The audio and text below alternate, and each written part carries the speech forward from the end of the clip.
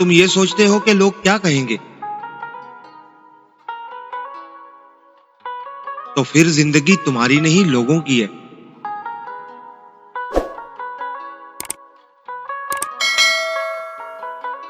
सब बहुत आसानी से बोल देते हैं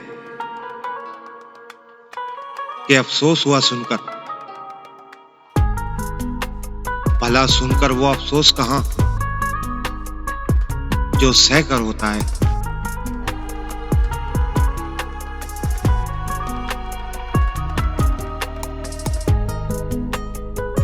चालाकी फल ढूंढती है और नेक नियति पे खुद फल लगते हैं।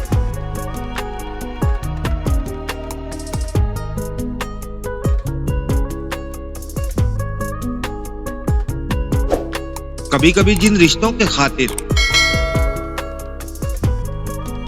आपने अपनी अना तकवारी होती है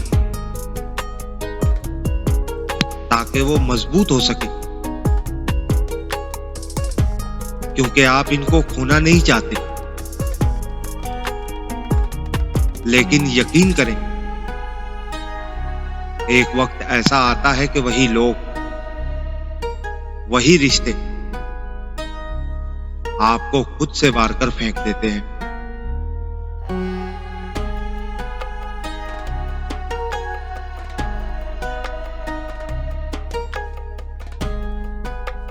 जैसे जैसे तुम्हारी जेब खाली होती जाएगी, वैसे वैसे तुम्हारे सामने चेहरे बदलते जाएंगे। और यही दस्तूर दुनिया है।